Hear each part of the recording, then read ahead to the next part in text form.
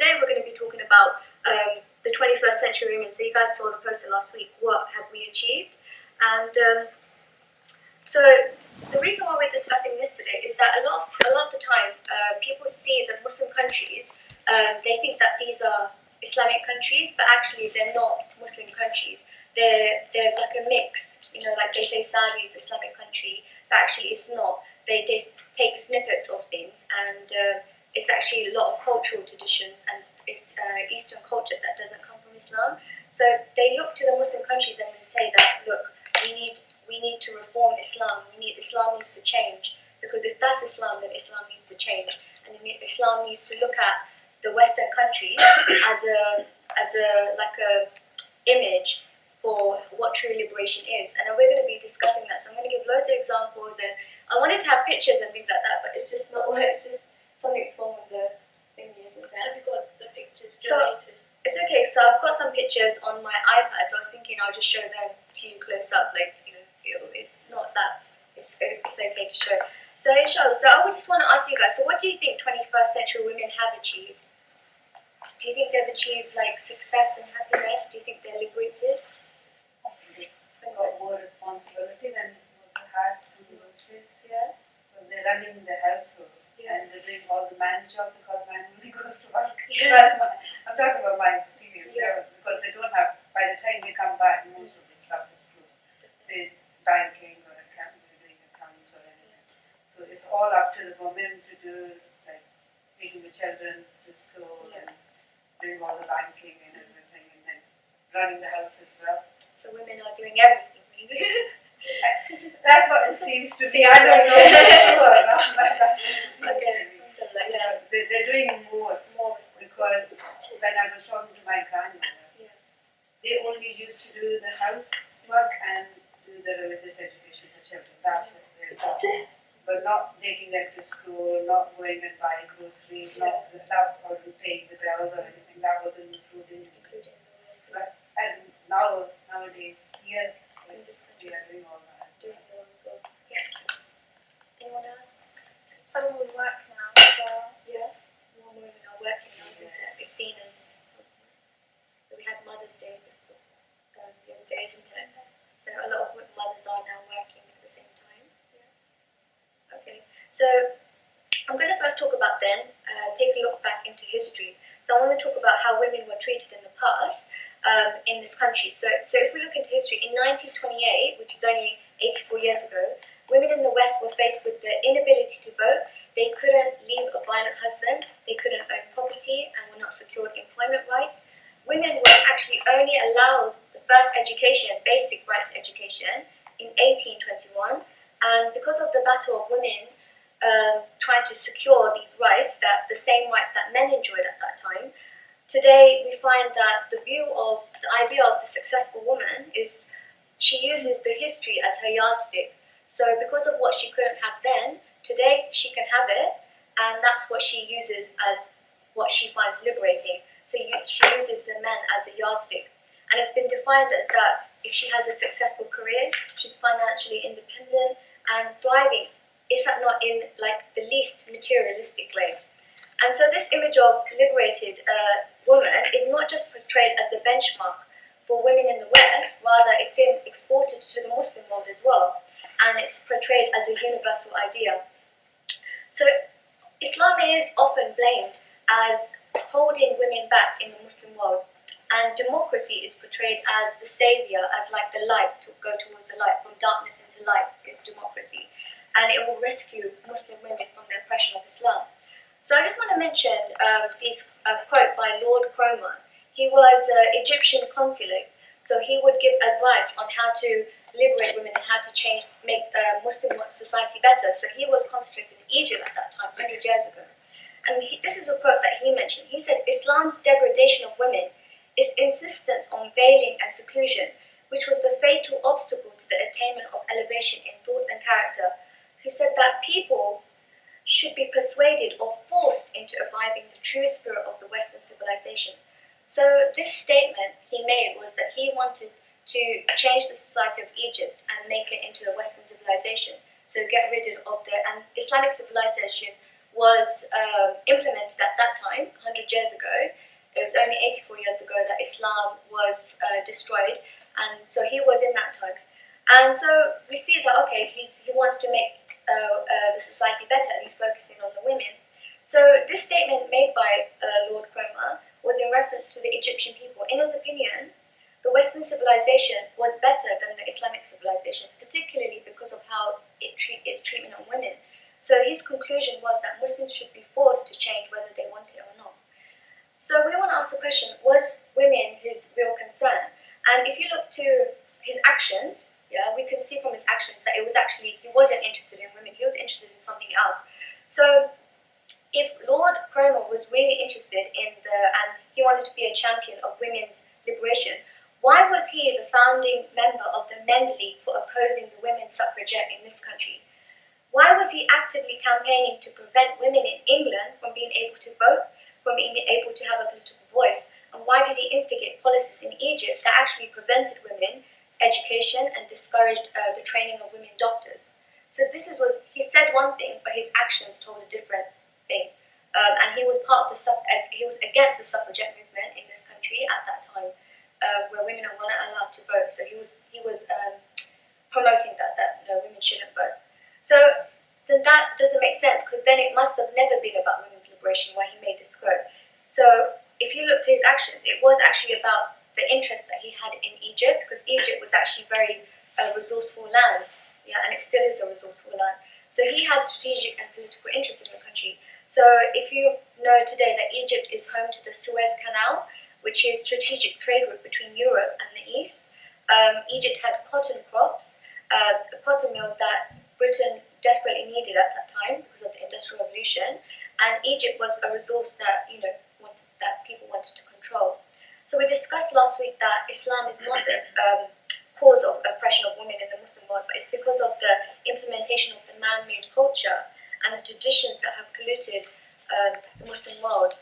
And the Western woman has also clearly failed to liberate women due to the secular values and the freedoms, ideas of these freedoms of benefit that they hold. So can Islam, the question is then, can Islam, which was revealed in the 7th century, really deal with the problems that we face today in the 21st century? So in the July coming, it's going to be 85 years since the anniversary of the Equal Rights franchise when women in Britain won the same voting rights as men. And on 14th of November last year, it marked the 1434 years since Islam gave women the same voting rights as men. So only 85 years ago, this July, women were allowed to vote in this country, but 1400 years ago, women were allowed to vote since November. That's a question. Yeah. Just because of the voting thing. Yeah. You said that a lot of countries that are Muslim don't do things to follow Islam. Are there countries that are Muslim that don't allow them to vote? So these countries that, a lot of the Muslim countries, they actually don't allow women to vote, or it's very difficult. So Saudi doesn't allow women to drive. They don't, it's like an honor if they allow them to vote. So recent Egypt elections, they were allowing women to vote. But this is again the man's kind of understanding, or the rulers in that country, like, yes, we allow. If they were ruling by Islam, it was a right given to them since the time of the Prophet ﷺ, right from 1400 years ago. So again, I was talking about man-made culture and traditions that have been implemented there today, that is not Islamic. So women in this country chained themselves to and went on hunger strikes to secure these educational and political rights. Islam obliged the women to be active politically in society, and actually Islamic history, if you look to Islamic, there's thousands of books, hundreds of books on Islamic history, and it boasts of thousands of female scholars. So while Europe at that time, when were thriving in female scholars and participation in education, voting, and employment, in Europe they were still debating whether women even had a soul. Because the reason why, it was ruled by kind of Christianity, and their view was that women were innately evil, and they were blaming her for the original sin. And when I want to mention a quote by Eric R. Dorstler. He wrote the Oxford Encyclopedia of Women in World History. He said Ottoman women were considered subjects of the empire upon reaching puberty, and Islamic law and tradition granted them specific legal rights. They had the right to control property, and neither fathers nor husbands could make use of this property without consent. They had the right to register complaints and to claim rights before the local Qadi, Islamic judge. Women of all social levels in the countryside and in the cities regularly used the Ottoman court justice system to defend their interests. And scholars have found that in most instances, judges upheld women's legal and property rights. Indeed, also non-Muslims that lived in the Ottoman Empire frequently took recourse to the Qadi judge, the judges, because they were perceived as more favourable in treating issues of concern to women. So from early in the 17th century, women and men could petition the imperial divan directly. So Islam gave these rights for women to be involved in the political process, to enjoy full further education, right to work as professionals, right to an equal and proper wage, to own property, and to receive inheritance, to choose marriage, to choose divorce, and most importantly, it regarded women as an honour and seen as a blessing within the different roles that she has as a daughter, as a mother, as a wife, as a sister. So clearly from day one, we did see Islam came to deal with women's issues and was able to do this throughout history. Women were honoured not only in their security and in dignity, they were never seen as objects or cheapened just to mere flesh. So I want to give an example of the time of the Prophet Aisha radiallahu anha, and this was called the time of the slander, when there was slander against her. This was the Prophet's wife. So if we look at the meaning of slander, when Aisha radiallahu accidentally left behind in the desert, when they were all travelling together in the desert, she actually lost her necklace, so she went to go find it. And Safwan, one of the companions, radiallahu anhu, he was a young Medinian warrior who found her. But because of the mindset at that time that was built from the beginning, that stipulated by Sharia, he respected her and valued the worth of Aisha radiallahu as a woman. So to avoid embarrassing her, he stood away as he mounted his camel and turned his body as well as his gaze. So after that, he walked in front of her, rushing the camel to catch up with the rest of the caravan as quickly as possible. So she didn't ever feel self-conscious or awkward. And this was the mentality from the beginning that was built towards women. So, we need to question that. Do we really see that Islam actually did come to liberate the women from the beginning? So regardless of what period of time we're in, Islam actually comes to deal with problems because the nature of human beings was the same before, and the nature of human beings today is the same. Yeah? So Islam actually dealt with the problems when it was during the times of the Arabs and the camels, and it can deal with the problems even at times of Ferraris that we have today. Islamic texts came to address men and women as human beings, taking into account their instincts and their organic needs. Every human being has instincts and organic needs. So it's not just to individuals living in the 7th century. Islam didn't just come for that period. It came for all mankind, for the rest of humankind, and it was the last book of the Muslims. So if you look at the Islamic rules and the principles, it sets on the views of the problems that people have. So it results from the needs of humans. It creates solutions to regulate problems that we find in politics, to regulate problems that we find in the social system, in the economic system, individually and collectively. So a person's innate needs, so people need to eat, they need to clothe themselves, they need shelter, or they need to survive, they need justice and security. All people want this, so they want a nice house, they want to look good, they want to, this remains constant throughout time. These kind of instincts and needs that all humans have, regardless of religion, it doesn't change, even if it was in the 7th century or today in the 21st century. So for example, we can see that women find themselves attracted to the opposite sex, that they have maternal and paternal desires. People throughout the ages have worshipped something, maybe be it a creator, something else such as a philosopher, pop star, the sun, or the universe, or planet, or something. People have this innate instinct within them to look up to something or worship something. So again, this is something that's unchangeable, that's part of human nature, and has never changed since the first person on earth that we believe is Adam alayhi salam. Regardless of the mode of transport that we have, or if they rode camels in the 7th century and today we use planes. So we can have a look at the ayahs that Allah subhanahu wa ta'ala has sent down and revealed, which are in general in meaning. And He said, you will not find in creation of Allah any alteration.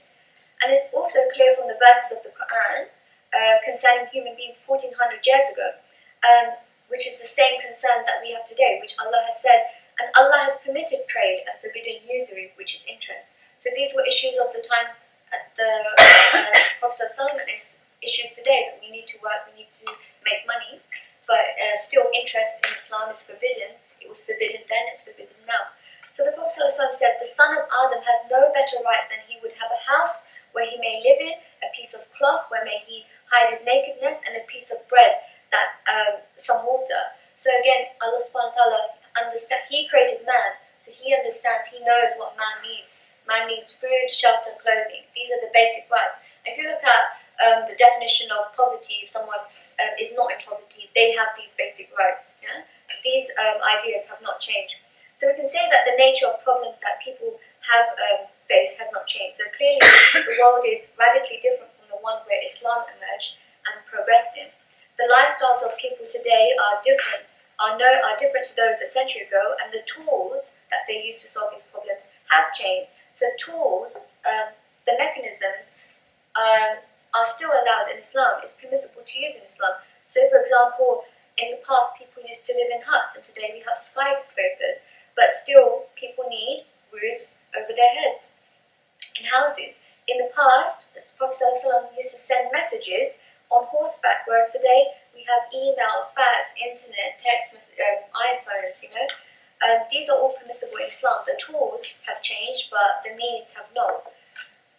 If you look at the Prophet ﷺ, he fought in battles as well. So today we also have wars. So before they used to use horses, bow and arrows, whereas today wars are fought with smart technology, cruise missiles, F-16, satellite intelligence. So in the past, Muslims learned astronomy, so they could direct where the Kaaba was, so that they can pray. So that was their sat-nav. Today, we have electronic sat-navs and things like that, compasses. So these new realities, even if a new reality does exist, Islam actually can deal with those problems. It doesn't need to change, because it has this idea of ijtihad. Ijtihad is a legal reasoning where you can actually take a situation, and if we have a new situation like IVF or a new technology, or they used to send messages via maybe birds or something. Now we have phones to see if that's allowed. Well, it's not haram, because it doesn't lead to anything bad, isn't it? It's another way of sending messages. So you use legal reasoning to deduce that these things are allowed in Islam, and that's a process called ijtihad. And so we have that in Islam. So when a new situation occurs, this is the tool, a mechanism that Allah has given us to use. So finally, I just want to give a few examples of women in history that succeeded when Islam was implemented today, and Islam was their driving force. So if I just, Rihanna, if you can just show these pictures while I give the examples.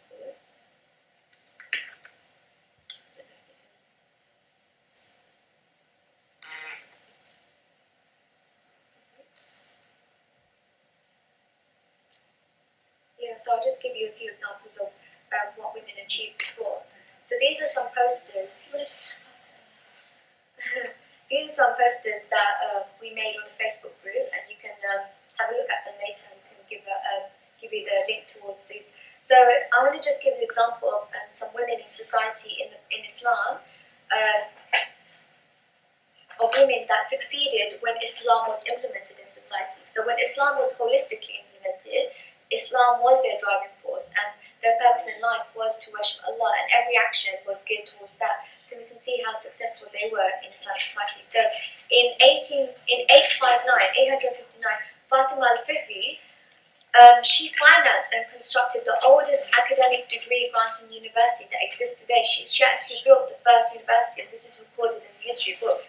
The University of Karaween in Fez, Morocco. Students travelled from all over the world to study Islamic studies, astronomy, languages, and sciences.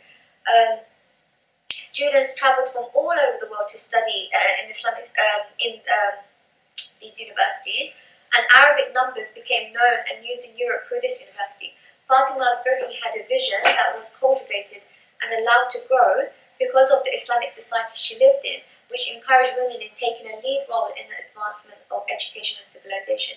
So another example of Nusayba bint Ka'b, she fought and treated the wounded and carried water for the soldiers. So she was involved heavily in the medicinal field. She formed a human barrier that protected the Prophet in the war. So she was involved in this. So she was able to take part in this. So she wasn't someone that was just chained to the kitchen sink. She was actively involved. So these two, she was one that actually travelled with the Prophet on his journeys and wherever he used to go. Zubaydah bint Abu Ja'far, she was wife of Harun, and she was a billionaire who owned great amount of properties. So this idea of that we can't be rich, like being rich is a bad thing. She was a billionaire, but we don't judge on how much money she used, we judge on what she did with that money. So she built amount of properties throughout the empire, and she was famous for building a well in Mecca. So when people were going towards their Hajj journeys, she built hotels and wells of water and like pit stop kind of thing. She was the first person to build that. So her famous well was called Zubaydah Water Spring on the outskirts of Mecca, and you can still see it today. Shifa bint Abdullah, she was heavily involved in politics. Umar bin al-Khattab, who was the ruler at the time, he actually made her the judge of the marketplace. So today we see a lot of injustices in the economic practices. So a lot of monopolies and oligopolies where they're making a huge amount of profits, and this money is not distributed amongst the economy. She would actually be someone who would regulate that. So she would say, they would. One of the things that they used to do was when they were selling dates, they used to put the bad dates in the bottom and put the good dates at the top, so it made it look like it was good. So this is one example where it says no, be fair and just in your trade practices. So she would be regulating that. She was appointed as the governor of the administration of the marketplace. So this was a huge role, and the whole administrative department was hers. So these are the kind of roles that she played in the Islamic society. Ladan of Cordoba, she was very scientific. She could solve the most complex geometrical and algebraic problems known in her time. She was employed as the private secretary to the Umayyad Khalif of Spain. And Fatima al-Batahiyya, education, she actually taught hadith in the Prophet's masjid in Medina. Many male scholars of the time would travel from far as Fez in Morocco simply just to learn from her. So he's very educated at that time. Zainab ibn Makki was a prominent scholar in Damascus, and she was the teacher of Ibn Taymiyyah, which is a famous scholar for us Muslims we know. So this is the type of Islam that we really need to recognize and go back to. It's not what we see in the Muslim world today.